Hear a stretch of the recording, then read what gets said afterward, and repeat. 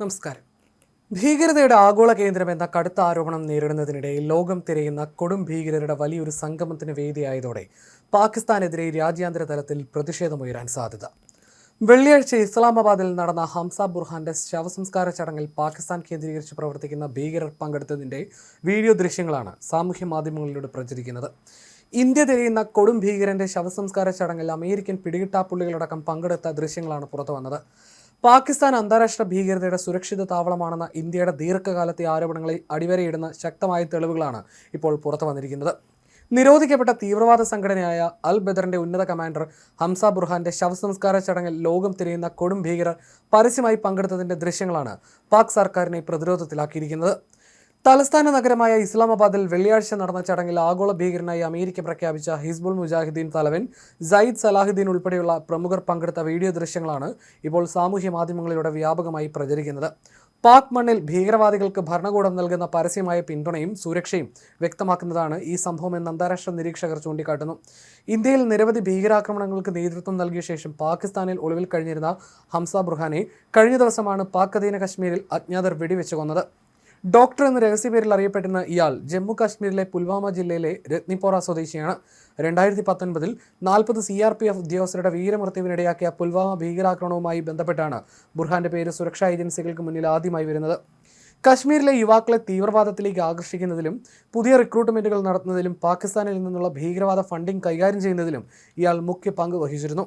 പുൽവാമയിലും ദക്ഷിണ കശ്മീരിലും ഭീകരവാദം പടർന്നതിൽ നിർണായക പങ്ക് വഹിച്ച ഇയാളെ 2022 ആഭ്യന്തര മന്ത്രാലയം ഭീകരനായി പ്രഖ്യാപിക്കുകയും ഇന്ത്യൻ സുരക്ഷാ ഏജൻസികളുടെ മോസ്റ്റ് വാണ്ടഡ് ലിസ്റ്റിൽ ഉൾപ്പെടുത്തുകയുമായിരുന്നു. സോഷ്യൽ മീഡിയയും പ്രാദേശിക ശൃംഖലകളും ഉപയോഗിച്ച് യുവാക്കളെ ഭീകരവാദത്തിലേക്ക് തള്ളിവിടുന്ന ഡിജിറ്റൽ റാഡിക്കലൈസേഷൻ മോഡലിന്റെ ഭാഗമായിരുന്നു ഇയാൾ. പുൽവാമ, ഷോപ്പിയാൻ, അവന്തിപ്പോര എന്നീ മേഖലകളിൽ ഇയാളുടെ ശൃംഖല സജീവമായിരുന്നു. പാകിസ്ഥാനിൽ നിന്ന് ഇന്ത്യയിലെ ഓവർഗ്രൗണ്ട് പ്രവർത്തകരുമായി ഏകോപനം നടത്തിയ ആയുധങ്ങളും പണവും നിർദ്ദേശങ്ങളും എത്തിച്ചിരുന്നത് ഇയാളാണ്. ഗ്രനേഡ് ആക്രമണങ്ങൾ, സ്ഫോടക വസ്തുക്കൾ, ഭീകര റിക്രൂട്ട്മെന്റ് എന്നിവയുമായി ബന്ധപ്പെട്ട നിരവധി കേസുകളിൽ ഇയാളുടെ പേര് മുൻപ് ഉയർന്നു വന്നിട്ടുണ്ട്. ഹംസയുമായി സമ്പർക്കത്തിലായ യുവാക്കൾ എങ്ങനെയാണ് പിന്നീട് ആയുധമെടുത്തതിനെക്കുറിച്ച് പല കുടുംബങ്ങളും വെളിപ്പെടുത്തിയിട്ടുണ്ട്.